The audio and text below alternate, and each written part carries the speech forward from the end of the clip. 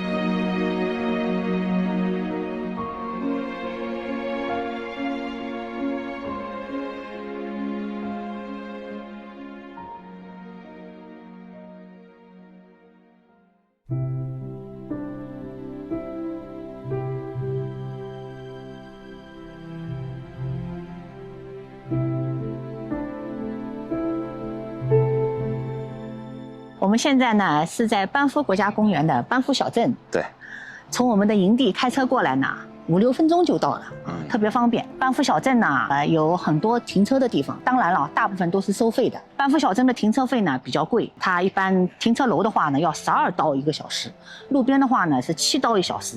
所以说呢，解决停车问题也是一个作为游客需要考虑的问题。大家现在可以停到那个班夫火车站那儿，现在那个几个字母组成的班夫的这个牌子呢，也搬到了班夫火车站那儿，所以停在那儿呢也不冤枉。和牌子拍好照之后呢，步行过来。停在火车站是免费的。对然后还有一个免费的地方，但是比较难了现在，因为大家知道的人比较多了，就是河边的有一排没错，就是穿城而过的这个公河，旁边有一些停车位是免的，但是呢比较卷。这个班夫还是比较鼓励不开车的，而且这儿也像优胜美地一样，有各种公交车的线路，是的，甚至能够从班夫直接抵达路易斯湖，对，而且价钱也比较便宜如果买不到政府的穿梭巴士呢，这个公交车还是一个很好的选择。对，因为商业运营的这个车呢比较贵，去路易斯湖我们昨天看要50多刀，去梦莲湖要70多刀，套票的话也没便宜多少钱。在这儿呢有一个小贴士要给大家，如果大家购买了政府的那个穿梭巴士，就是12块7毛5的那个巴士，不管你是买到路易斯湖还是买到梦莲湖，2个湖都可以去，不要被这个目的地给混淆了。有些人呢就回家之后才发现，原来它是可以去梦莲湖的。如果你买到了去路易斯湖的巴士票没有买到梦莲湖，你也可以在这个总站先到路易斯湖，然后从路易斯湖中转去梦莲湖。对，说白了呢，就是总站呢它是路过路易斯湖再到梦莲湖的，没错。即便你去梦莲湖，它可能也从路易斯湖兜一圈。是的，所以说你可以连游。对，即便你买到了路易斯湖，对，可以玩好了之后，再从路易斯湖再坐车，等于3程啊。对，没错，所以它叫穿梭巴士嘛，对。但是如果纯商业运营的车，它不是的，它只是单一目的地。你如果买了路易斯湖，你就不能去梦莲湖了。所以这一点呢也是个小贴士，特别是如果你是早晨的那个班车票的话，更加是有时间了。对，这一点我也想讲班夫这个暑假的一个优点，它的日照时间特别长，晚上10点多天还是亮着的。你即便早上比如说6、7点钟出去，对，玩到晚上10点钟，依然天都是亮的。所以就是一张穿梭巴士票玩2个湖，完全是支持的，只要你不爬山。完全是可以支持这一点的，因为我们纬度高嘛。对，所以说夏天呢来旅游这一点呢的确是优势，但是到冬天呢4点钟就天黑了，所以你的游览时间就特别短。那么班夫小镇我们为什么经常来呢？第一呢，我们俩呢特别喜欢喝咖啡，虽然说车上自己也带了，但是我们感觉就是现做的比房车上的。这个也是班夫的一个优势。对，因为如果你去大峡谷，如果你去优胜美地，它景点里没有那么大的小镇，没错。即便你去黄石，那个 Jackson 的小镇也远远没有班夫大。从营地来到这个班夫小镇呢，简直就太方便了。有很多人是度假的方式。对，你比如像我们这样的，旁边周围的那个营地，有一些老年人，他们也不去太多地方，对，在这儿一停留就。最长你可以定营地14天，对的，他们就定到底，一定2个星期，在这生活2个星期，所以班夫是可以满足你能在这生活的，有很多顾虑可以打消啊。对对，而且像我们第一次开房车来班夫的时候，我们还把自行车带来了，其实班夫小镇里骑自行车是一个非常好的一个选择，但是呢，由于从营地来班夫小镇这个斜坡这个跨度比较大，就是如果你住房车营地的话，骑车到小镇来，要有那个海拔落差的所以你要上坡的时候来比较方便，回去比较难。当然我们这种菜鸟是有这种负担的大家如果是自行车达人，这个根本就不算什么夏天其实班夫还是物价上主要体现在酒店方面。对对，你能住的时间越长，你能体会到的东西越多。所以如果你能够开房车过来的话，其实成本上是非常低的。我们现在加拿大的这个国家公园竟然是免费的。去年和今年我们的就是暑假2个多月是国家公园门票是免费的。对，营地呢也是打75折。对，我们订了12晚，只花了400多刀的加币。400多刀加币，相当于300多美金。就可以在班夫停留12个晚上。而且呢是这样。它不分本国人和外国人，对，也不分外省人和本省人，所以一视同仁。对啊，所以加拿大还是个非常好客的国家。比较大气包容。当然，在这儿呢，我也有2个小贴士啊。如果来这个班夫国家公园旅游的话，除了你要带上温差比较大的衣服，我们在路易斯湖已经讲了，如果来这儿旅游还要带上2个小东西，一个就是润唇膏啊，我感觉特别干，相对干一些。对，还有就是保湿的润肤露。我发现了，因为早上呢，我们的户外椅上都没有露水。对，是的。就是如果没有的话呢，班夫小镇也都有的买，这个也没有什么。但是如果家里有，你带上自己喜欢的东西，也是旅行中的幸事。对，如果你看看就全北美的气温的话，有些地方已经不太适合旅行了。对，我们看世界杯也是，有些队竟然在有些地方不努力踢，因为气温太高。但是班夫真的很凉快。中午的话，它也就只有25、6度。晚上我们在最冷的时候，我们还需要适当开一点暖风啊。当然，因为我们的被子比较薄，所以说这是一个夏天来旅行的一个非常好的一个地方。在班夫小镇呢，刚才我们还去逛了那个酒庄啊，买了一点当地的什么威士忌啊。然后呢，当地的一些啤酒啊，甚至当地的一些果酒。那么因为税收的问题呢，这儿的酒也只有一个联邦税，对，5%的消费税。对。所以说，如果同等品牌、同等促销的话，在这儿还是非常不错的。你要买贵的东西也可以啊，加拿大鹅啊、始祖鸟啊，这里都是税比较便宜嘛。对，我们在去年的视频里也分享过，在始祖鸟，你还可以在自己的冲锋衣上印上班夫的那个烫印，还有带着宠物也比较方便。对对。竟然去梦莲湖和路易斯湖穿梭巴士也是可以带小动物。我们说的就是政府运营的那个穿梭巴士啊，对，就是你花12块7毛5的那个车。去路易斯湖的时候，还有2个老外在问我，你是不是怎么把小狗偷着带进来的？你是放在包里偷偷的藏在包里进来的吗？因为他要求就是你必须要有这样的包，就是把宠物给封闭起来。他要求的是小狗、小的宠物，但他没有写重量，他也没写重量，他只是要求你能把这个放小狗的容器呢放在腿上，不占用座位。那么这个尺寸呢，就由工作人员掌握了。对，一般你只要背一个包，就是这种完全封闭的什么，我觉得工作人员应该也不会特别计较。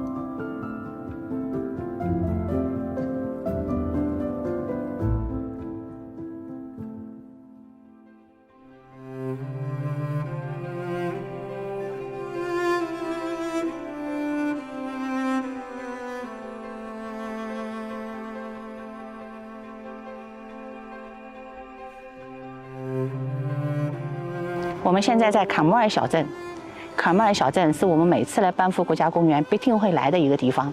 10年前我们第一次来班夫国家公园就住在这个小镇里，当然因为班夫的住宿费实在太贵了，开上房车之后呢，我们就住在班夫，也会来到卡莫尔小镇。这个地方呢，距离我们的班夫营地呢25公里，车行一会儿就到了。户外天堂，又是一个生活气息浓郁的地方。我们呢一般在班夫旅行、采购、户外徒步都会选择来这儿，希望大家也和我们一样喜欢这儿，隆重推荐这儿。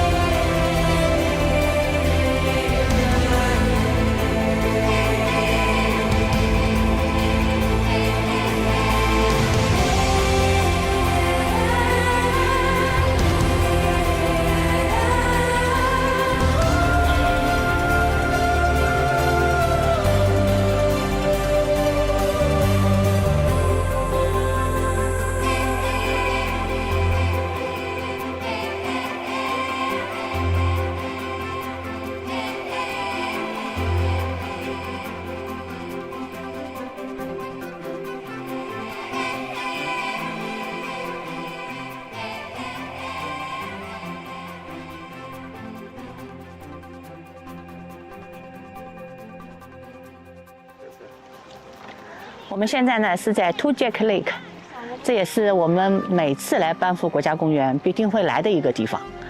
在这儿划船呢，简直就是无与伦比了。自从 Kevin 买了桨板之后，一直对这个湖划船属于心生向往。所以呢，每次来班夫国家公园，他都是对 Tujek Lake 非常喜欢。今天呢，我们也是来到了这儿，但是有可能是周末啊，上午10点进这个停车场呢已经开始管制了。出一辆车进一辆车，我们来的时机呢不是特别好，我们停在了最上面，所以呢，现在我们暂时还不下船。为什么呢？今天风浪还是有点大，风浪有点大呢，我们就决定换一个地方。但是我们还是步行下来看了这个风景。我们要在班夫国家公园呢住12个晚上，所以呢，我们还是比较悠闲和松弛的。我们决定择日再来。其实像这样的群山和这样的有颜色的湖呢，在班夫并不稀奇。但是呢，最主要的，我们是觉得这中间的那个湖心岛的这几棵树啊，是点睛之笔，就是让这个群山和这个湖啊显得更有灵性。在加拿大国家公园，还有大家非常熟知的红椅子计划，在每一个非常著名的景点都有2把漂亮的红椅子，就是引导大家到这儿来休息、就坐、拍照，因为这是一个最佳角度。在这个 Tujek 的湖边上，就这个帐篷的旁边就有这2把红椅子。当然，原来这2把红椅子啊是在这个山坡上的，感觉大概可能是因为风太大了，他们给挪到了下面，肯定是出于安全考虑。我们现在这个角度应该是最好的。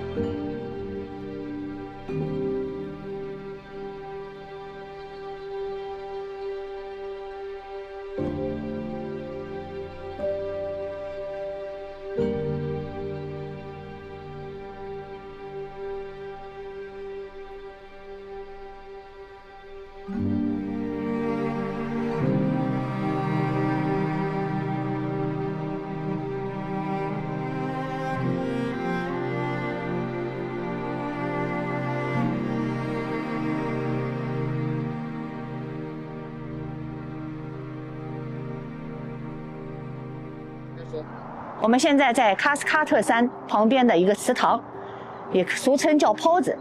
这个地方呢，其实划船的人不是特别多，因为它的湖面呢没有 Tujek 那么宽广。但是这是一个野餐的一个好地方，旁边所有的那个桌子都被占满了，而且人们都是成群结队来。当然，今天有可能是周末。这个呢就是加拿大的红椅子，上面呢是加拿大国家公园的标志河狸。每到一个漂亮的地方，大家一定要找这样的红椅子。这个红椅子呢，色彩鲜艳，和周围的绿树蓝天又衬下强烈的一个色彩的对比。所以呢，我们第一次来班夫国家公园就喜欢上这样的椅子。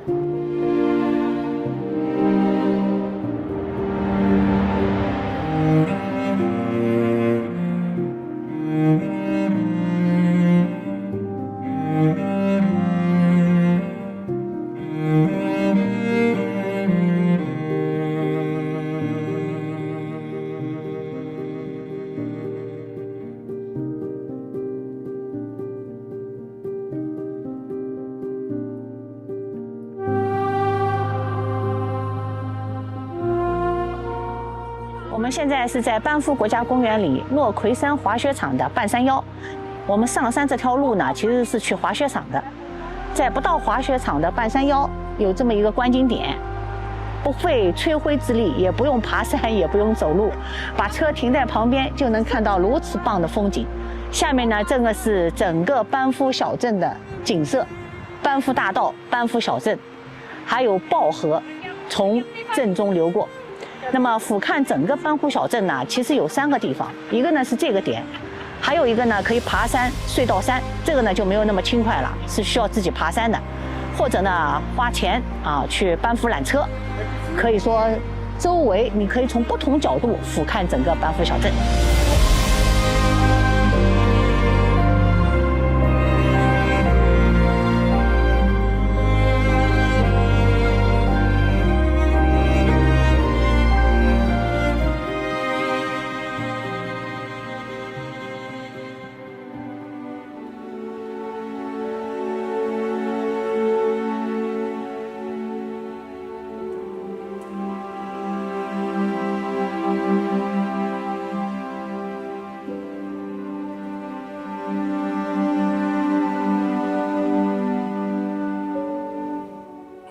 我们的营地步行过来就能看到这样的风景。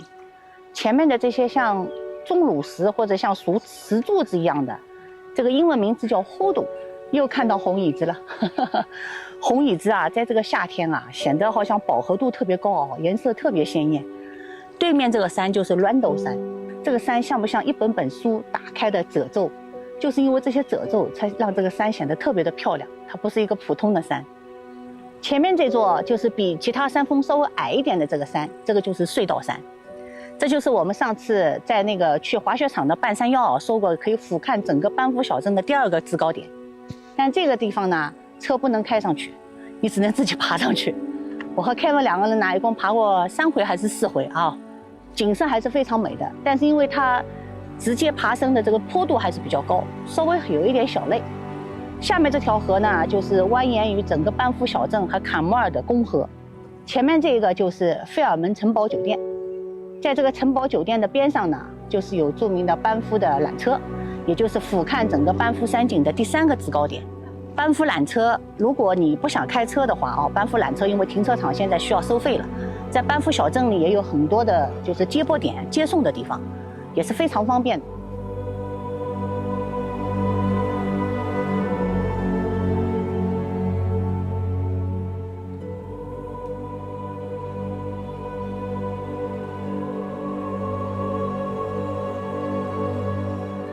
我们上次来看到那个鹿在这儿过河，鹿也特别聪明它知道这儿河面比较窄，那边比较宽，所以它选择这儿过河。远远看到那个红色的船了吗？这应该是个漂流的舵如此漂亮的这个湖面上漂流真的是享受，但是水太冷了，大家还是要注意安全。我觉得水流还是挺湍急的。这就是公河，公河的旁边那一块绿绿的草地隐隐约约的，那个就是费尔门高尔夫球场。如果你愿意爬上这个隧道山，从这个隧道上俯瞰这个高尔夫球场，会更漂亮。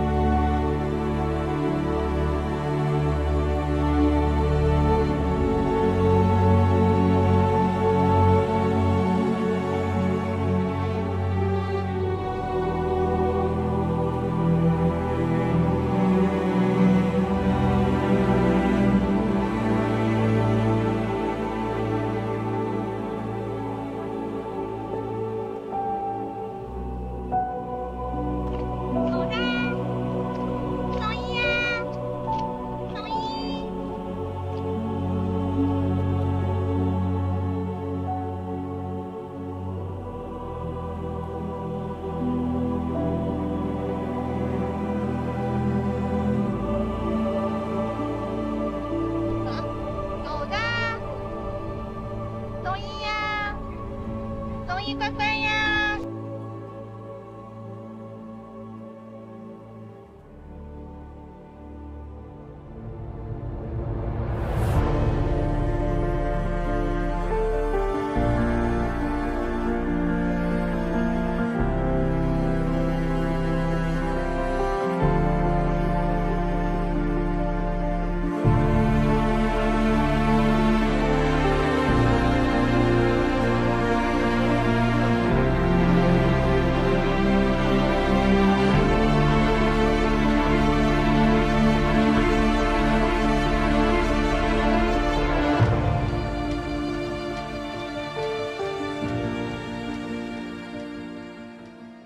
我们到梦莲湖了，后面的这个大这个巴士呢，就是我们坐的这个穿梭巴士，它就是在班夫国家公园去路易斯湖和去梦莲湖最价廉物美的车，只要12块7毛5加币。那每一站订单呢，再收3块5的预订费。这个巴士呢，就是不管你是先订了路易斯湖，还是订了梦莲湖，这2个湖都是可以同时去的。像我们现在来了梦莲湖，这个梦莲湖玩完之后呢，前面这个候车亭就是可以去路易斯湖，我们也可以在这个候车亭直接回停车场。总而言之，就是这个穿梭巴士是来班夫性价比最高的东西。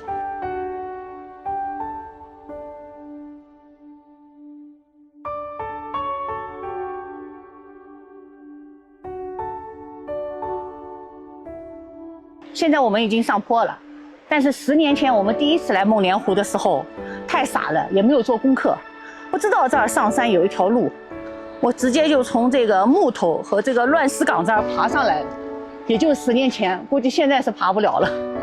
后面这个就是梦莲湖，以前我晒过那个梦莲湖的照片，有些人在下面留言说：“哎呀，你这个滤镜太假了啊，你这个滤镜用的太多了。”我马上就回复他，我说：“你可能没有来过班夫，来过班夫你就不会这么想。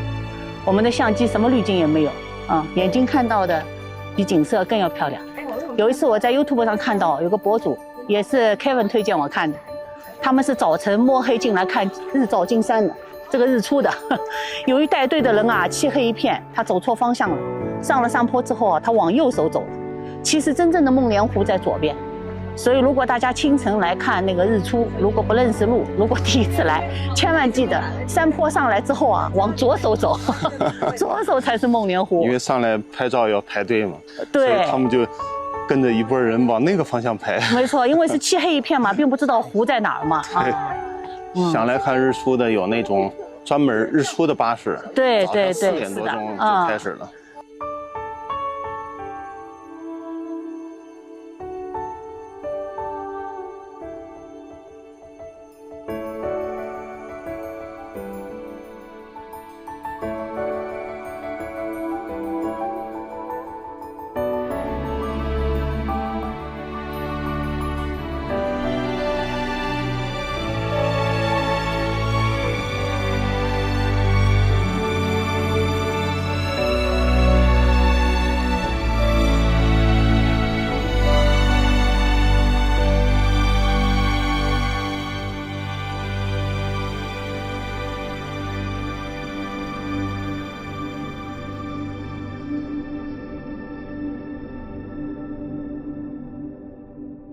现在呢是早晨大概10点钟左右，我们在班夫国家公园的营地。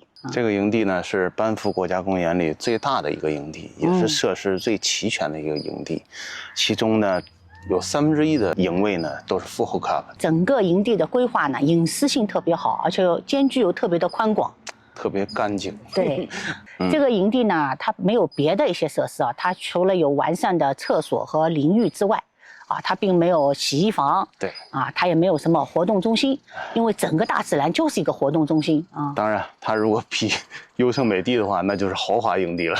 对啊，优胜美地它就是一块空地嘛，但是优胜美地它因为也是身处于国家公园之中，一辆自行车就能够横穿所有的公园的体范。对，因为那个地方相对狭小一些，那班夫国家公园面积相对大一些。那这个营地的价格呢？我们这次呢又赶上了加拿大的这个优惠政策，打了一个75折。那在折后税后的情况下是436加币，12个晚上。对，那么平均下来就30几块钱一个晚上啊。是的，就是当然要折合美金的话就更便宜了。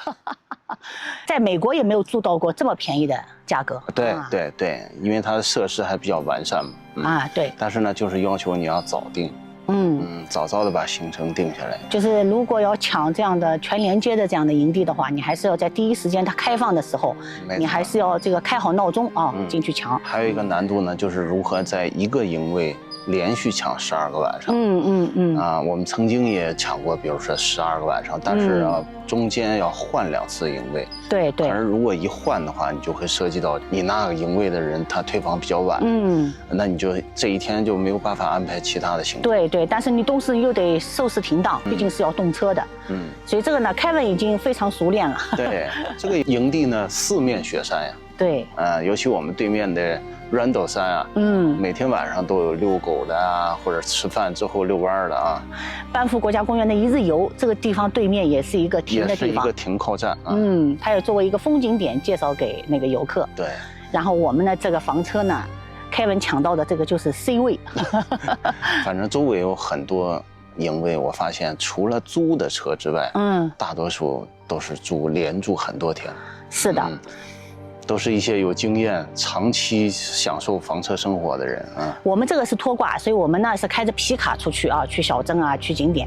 但是如果你是开着一体式来的，这个也没有问题。对，也没有问题。公交车呢有设站在我们这个营地旁边，步行过去没多久就到了。即便你开着一体式的房车，哪怕是 A 型房车，有很多景区都是有专门 RV 对，特别是如果你要去做穿梭，方便。去路易斯湖和梦莲湖，那就大片的房车停在那儿，根本没有思想障碍。如果你没有房车也没有关系，从卡尔加里租一个房车开过来也非常的方便。对，我们这营地里有很多1/3都是租来的车，1/3我认为都是租的车。所以呢，就是因为这个营地得天独厚的这个地理环境，和它非常好的设施，还有非常优美的自然环境，我们第一次来就爱上了它。所以每次来都住这个同一。每年夏天我们两个都在说，只要时间上不冲突啊，没有我们个人没有什么特别的安排，我们每年夏天都会来班夫。而且这个营地离小镇特别的近，采购补给特别方便。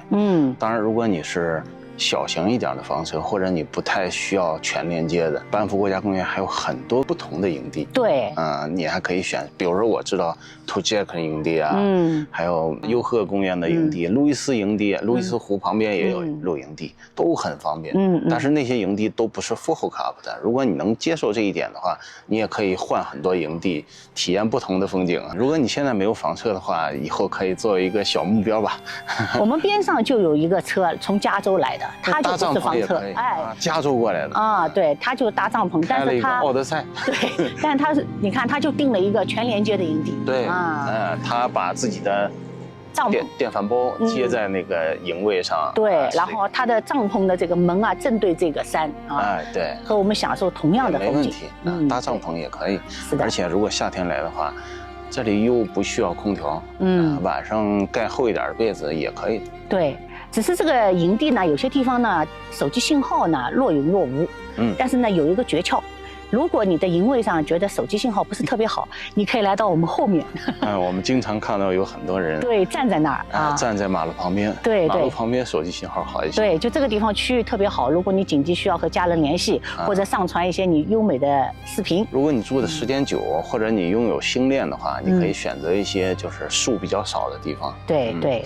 因为你从卫星图片上几乎可以看得到每一个营位的情况，有一些朝向和树的密度都是可以看得到的。那如果是那个加拿大的那小伙伴呢，就是我在这儿，我用的是 Fido 的那个信号，我就是比 Kevin 的信号要好。我用的是 Bell 的信号。对，所以说呢，我们也两个人也是这么认为的啊。如果是旅行的话，两个人最好是用不同的运营公司的信号这样也可以互补一下。对，信号远远超过我的 Bell。对，我们在那个环美的时候门马洞国家公园的营地也是这个情况它不行。我的手机信号超好，所以如果大家要旅行的话，还是应该用两个人用不同的运营商。没错，千万不要上当，说一家办4条线、3条线全线阵亡。没有全线阵亡。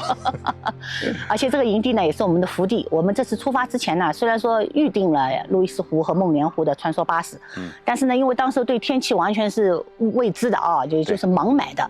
来了之后呢，我们把原来定的呢都退掉了，我们改成了我们现在认为天气比较好的2个日子。即便你前面订不到，你也可以提前2天订那个 last minute。对。然后这样，我们2次去都是 last minute。没错，我们去的路易斯湖和是要去的那个梦莲湖都是这样的。对。把原来订的票子都给退掉了，因为原来订的票子呢时间不是特别好，都是下午的。对。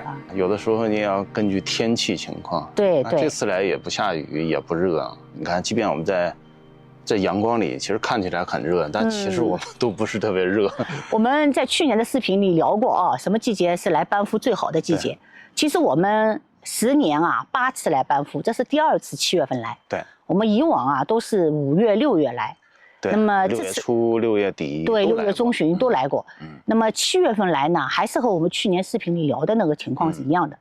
所有的都是优点，只有2个小欠缺。一个呢，雪山呢略微化了一点山上的雪少了一些。对，还有一个呢，你可能会遇上山火这样的隐患，烟雾的风险比较大。对，我们来的时候从温哥华出发到基罗纳住了1晚，从基罗纳来班夫的路上就开始有山火。还好，山火不在班夫，对，而是在 BC 省，对，基罗纳附近。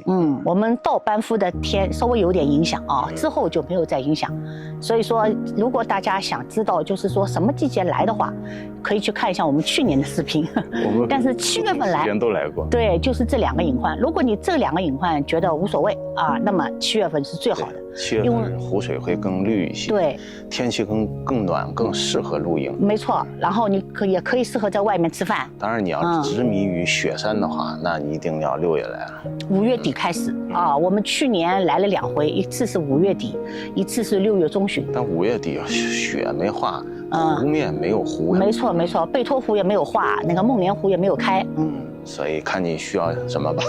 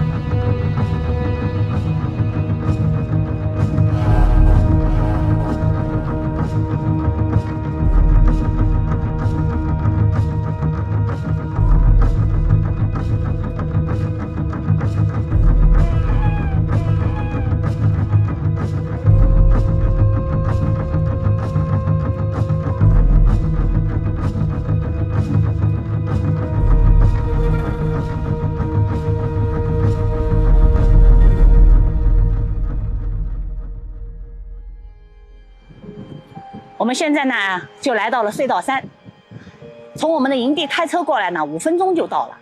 其实这个隧道山呢海拔不是特别高啊，因为我们下面的那个班夫小镇，它海拔呢1383米，是加拿大海拔最高的一个小镇。那么我们现在所在的这个隧道山呢，海拔将近1700米，其实真正的爬升呢也就300多米。那么由于我们是开车过来的话，开车呢还可以帮我们爬掉1/3的海拔，但是呢，缺点呢就是车位比较少，这个车位只有9个。如果你从班夫小镇直接上来呢，就是没有受车位的限制了。隧道山呢是我和 Kevin 第4次来，也就是我们开上房车之后呢，基本上每次来班夫都会来爬的一座山。下面呢就是班夫小镇啊，我们那天走滑雪场的半山腰，还有那天呢去呼斗都说到了这个地方。远处那个地方呢就是费尔门城堡酒店。下面呢就是费尔门高尔夫。来到班夫，为什么说一定要来隧道山呢？就是这个隧道山是成本最低的一个地方。大家都知道，如果你去班夫缆车，第一停车要钱，第二门票特别贵，而且呢不是自己获得的这个海拔高度啊，你还没有成就感。带上充足的水，因为班夫呢7月份呢特别的干燥，所以呢水呢还是特别是需要的。从停车场爬上来，像我这样的新手小白，大概也20多分钟就可以了。不管老人还是小狗啊，包括我们兽医都上来过。我们兽医第1年来的时候，有2/3的上山的路程都是由他完成的，所以小狗也是非常厉害的。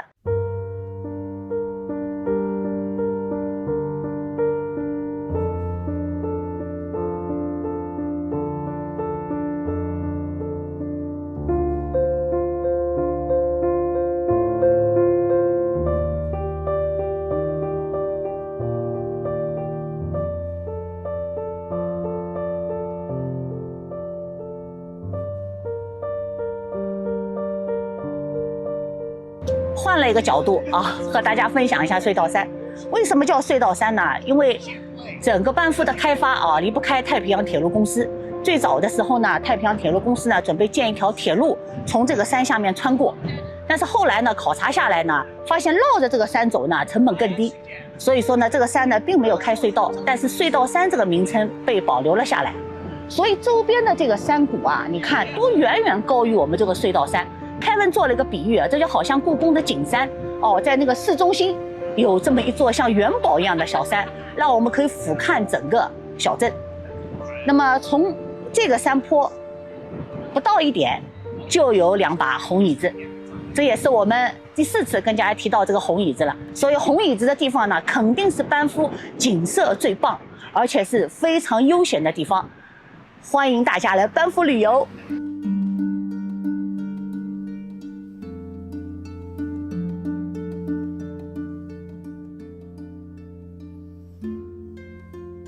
大家觉得我这个角度怎么样？推荐给大家。下面就是费尔门高尔夫球场，这就是公河穿越整个班夫小镇的，还有漂流我们就不去了。其实在这个角度啊，远远的能看到我们的营地，我都觉得哪一个车好像就是我们的。今天呢，空气质量啊是黄色。这次我们来班夫啊10多天，大概有3天是空气质量是黄色。但是呢，不影响我们来隧道山的这个心情。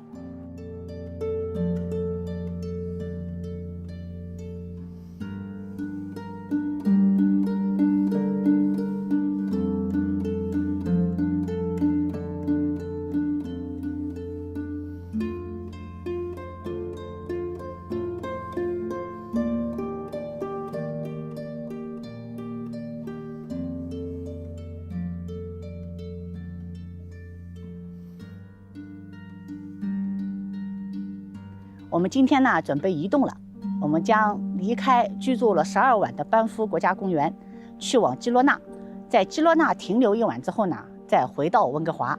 在班夫的这12晚呢，我们去了一些自己非常喜欢的一些地方啊，比如说梦莲湖、路易斯湖、隧道山，我们都是多次拜访了。当然了，我们因为多次来，所以也有一些地方呢并没有这次去。那比如说呢，卡摩尔的格拉西湖。当然了，格拉西湖呢，因为6月份啊岩石滑落，它现在是关闭状态，那么我们没有去，事后才看到的这个新闻。再比如说班夫小镇的缆车，班夫小镇的缆车呢，也是俯瞰整个班夫和周围群山的一个非常好的一个地方。那么因为我们呢爬了这个滑雪场的半山腰，我们也攀登了隧道山，所以呢我们呢这次呢就没有坐缆车。建议第1次来班夫旅游的人呢，还是去坐这个缆车，非常棒的。还有比如呢，班夫的温泉，班夫的温泉呢全部是露天的，水温呢保持在30多度，这个呢和国内的一些度假村完全是不一样了啊，它不是锅炉水，它是真正的温泉。还有呢，滨原大道我们并没有去，滨原大道上的宫湖、贝托湖、滨原车，还有呢，如果大家去滨原大道去坐滨原车的话，天空步道的话呢，不要忘了在那个休息区啊有一个星巴克。它里面萃取咖啡的水呢，是用冰川水萃取的，这个呢也强烈推荐给大家。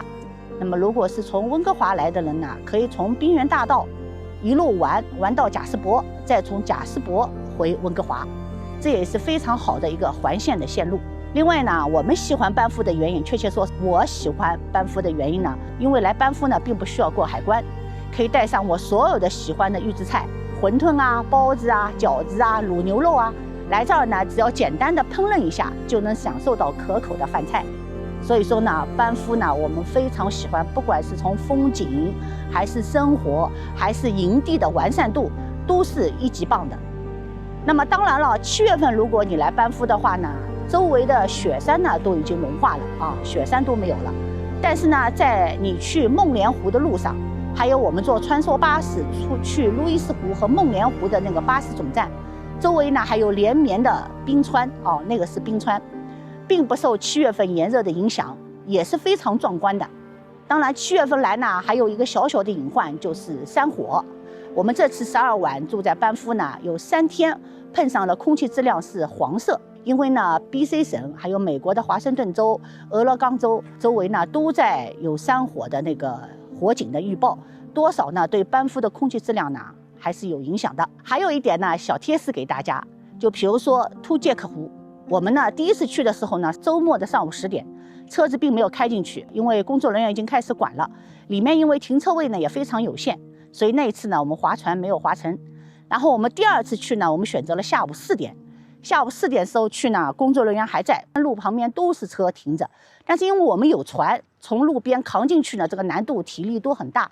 还好，非常幸运，那个时候正好有车出来，工作人员把我们放进去了。我们观察了一下啊，这些工作人员呢，应该是晚上5点下班。如果大家就是不能很早起早的去兔杰克湖想划船的话呢，可以5点以后去。5点以后呢，停车场呢就没有管理了，大家就可以随便进了。但是真正棒的呢，还是早晨。早晨的湖面的水呢比较静。如果特别向往班夫划船的话呢，还是可以选择早晨。早晨8点以前到肯定是没问题啦，特别是周末。9点以前到呢也有机会。希望大家呢也不要空走一次。因为周末的班夫呢，真的是人流汹涌，人非常的多。那么我们选在的这个营地呢，设施完整，风景优美，饮食又好，就是总而言之吧，我觉得我们住在温哥华，守着班夫这么一个国家公园在身边，一定大家要多来。我们也是，只要个人时间安排上并不衝突，我们还是会每年来到班夫。也希望大家喜欢班夫国家公园。